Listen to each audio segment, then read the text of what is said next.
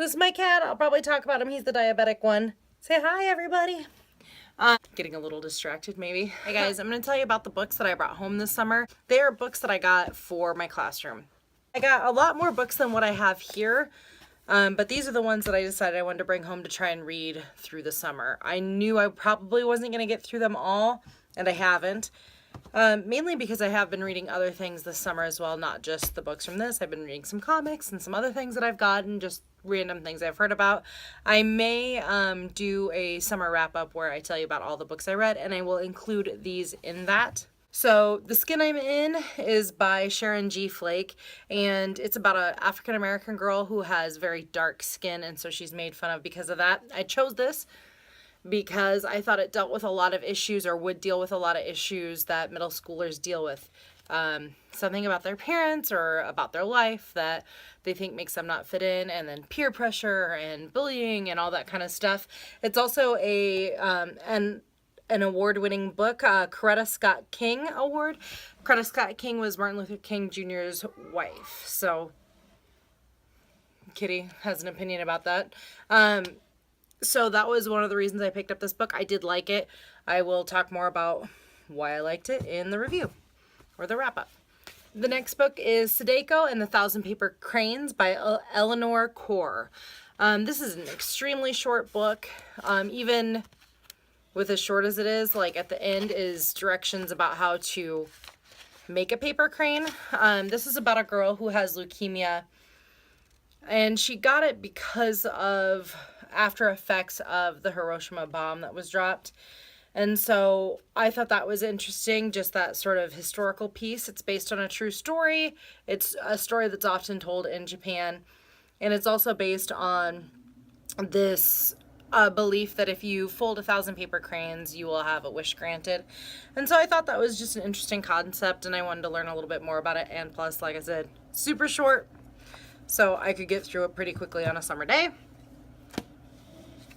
The next book is The Inexplicable Logic of My Life by Benjamin Ellery Sans. I picked this one up. I mean, look at how gorgeous that cover is, if you can see without the glare on it. I picked this book because I absolutely love another book by this guy called Aristotle and Dante Discover the Secrets of the Universe. This is not a sequel or part of a trilogy or anything like that with that book. It's just another book by the author. And so I grabbed it because of this. It's about a boy who is white but adopted by a Mexican-American man who happened to be gay. And just sort of growing up as a teenager, some maturity things going on, and learning about his past and his mom and things like that. So I really didn't know a ton about it when I picked it up, but I knew that I loved this author, so I knew I wanted to read it. And I will probably do a review of the other book as well, because it is one of my faves. So I read this one as well. Scars is a book that I grabbed because of the issues that it deals with. It's by Sherilyn Rainfield, and it's about a girl who was sexually abused and is dealing with that in part by cutting. She's also seeing a therapist and trying to remember who her abuser was. There's a little bit of a mystery aspect to it. I picked it up because I think mental health and things like sexual abuse are things that we don't always talk a whole lot about and have shame associated with them, which is not founded.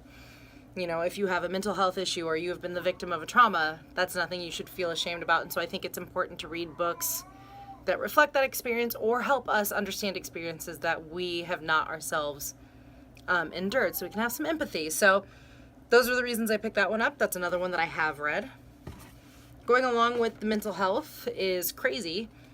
Han Nolan is writing about a boy who is a teenager who his father has mental health issues. It doesn't ever really say exactly what his mental illness is.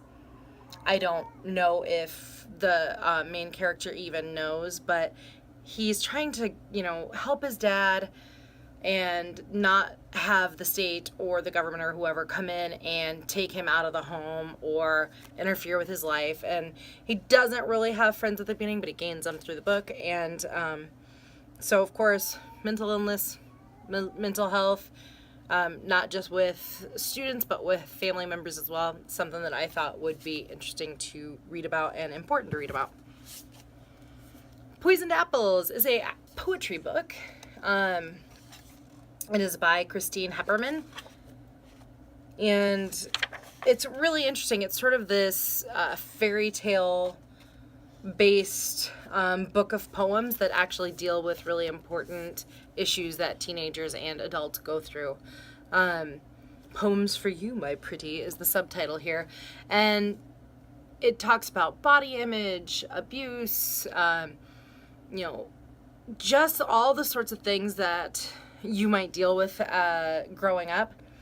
And some of it's very, very serious, but then it is through this lens of sort of this fairy tale, flowery language. And so it's a really interesting combination of writing style and writing content. So I really enjoyed this. It was a quick read, but with poetry, I like to go back and reread and think about things, so it's not always as quick as you would maybe think just looking at it. Now, those are the ones, 1, 2, 3, 4. So 6 of them I did get through this summer. Now the next ones are the ones that I have not yet read, but there's still time. Little tiny bit of time left. We'll see. The first one here is by Jacqueline Woodson. You can see it is a major award winner. It's called Brown Girl Dreaming, and it's her autobiography of growing up in the 60s. Yep, 60s and 70s. I have not read this, but I have heard of this author. I feel like I've read something by her, but I'd have to kind of double check and see. But I do have other books by Jacqueline Woodson on my shelf, so that is why I grabbed this. I've seen a lot about it. It's an award winner, and I knew the name pretty well, so that's why I grabbed this one. The next one kind of has this weird cover thing. I don't know if you can really see it. It's pretty, but it's called I'll Give You the Sun. It is also an award winner and an honor book. I really like that cover. I don't know what about it. It's just so pretty to me. Jandy Nelson is the author. I didn't know a ton about this book other than I have seen it on a lot of people's lists of some of their favorite books or books they wanted to read. So I grabbed this one because I had been looking to read it for a while, even though I still haven't read it. It's about some a twin boy and girl, and I think kind of them growing up and growing apart. Half of it is by one twin and half of it is from the perspective of the other twin. So I don't know a ton about it, but I want to read it. Let's see. I also have a graphic novel. So this is called Tomboy. I picked it up because I like graphic novels, and I thought it would be, a quicker read as well. And I like the fact that it's about a girl who is a tomboy. I don't know if that's like something we see in graphic novels a ton, even though I think you can probably at this point find almost any type of story in graphic novel form or comic book form if you know where to look. So I'm just interested in that. It's about gender roles. Thought it'd be good. Another sort of gender-based book is Girl Code. Gaming, Going Viral, and Getting It Done by Andrea Gonzalez and Sophia Hauser. I don't think I mentioned this is by Liz Prince. So this one is about a couple girls who decide to make a game called Tampon Run because they are sort of sick of the fact that those are things that girls have to deal with all the time and they are very taboo to talk about. So I thought that was interesting and kind of a cool idea. So I'm interested to see what goes on in that book. And then I've got, it's kind of a funny story. This brings us sort of back to that mental health idea. That's why I grabbed this one. It's about a boy who, it says he stops eating and sleeping until one night he nearly kills himself. So I don't know why he does that. But he checks into a mental hospital or is checked into a mental hospital. So I'm also interested to see the other people that he interacts with and, what's going to happen there. So it talks about there's a transsexual sex addict, a girl who has scarred her own face with scissors, and self-elected President Armelio. I have no idea. Sounds interesting. I might have to read it first and make sure it is appropriate for my 8th grade classroom, but I guess I better get a move on. Oh, and it is by Ned Vizzini. Here is OCD Love Story by Corey Ann Haydu. Once again, you might be seeing a pattern, mental health book. I think that OCD is something that a lot of people deal with, and I don't know if we have main characters that really represent that in fiction a ton. I mean, I know we do some, but not a ton.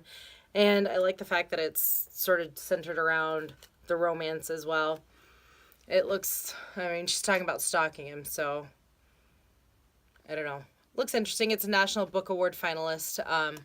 And the author also wrote the book Cut, which I liked. So that's kind of why I picked this one up. Also, I just kind of like the cover.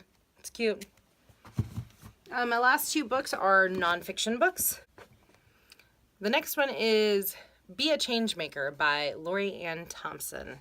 I chose this one because we will do a project in this class where you get to choose what you learn about.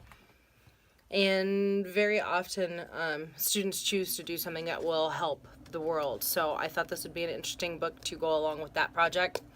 So I'll be reading that and then guiding people to this book as needed.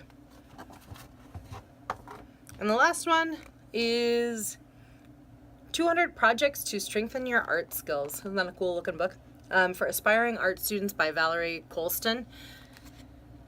I thumbed through this book a bit while school was still going, so I kind of know a little bit about what it's in it. It's basically different projects or lessons about art, whether it be, framing or composition or color or different styles of art, and it gives you different projects to do to strengthen your skills. I'm not a great artist, but I really love art and I love to do sort of creative stuff, so I thought might not be a bad idea to try and up my skills, even though I have not actually looked at this all summer. I've still got a week, right? I can do it. Maybe I'll do something. Maybe I will try something once a month or every other week or something and incorporate that into my blog. I don't know. We'll see. So that's it. Those are the books that I brought home for the summer. Like I said, those are not the only books that I've been reading this summer. I've had a lot of other books that I've picked up as summer's gone along, but these will be available in my library, so if you are interested in any of them, ask me about them or go find them on the shelf. Check them out. All right, in the comments, let me know if there's any of these books that you are interested in and why, or if there are books that you think I should pick up to put on my library shelf.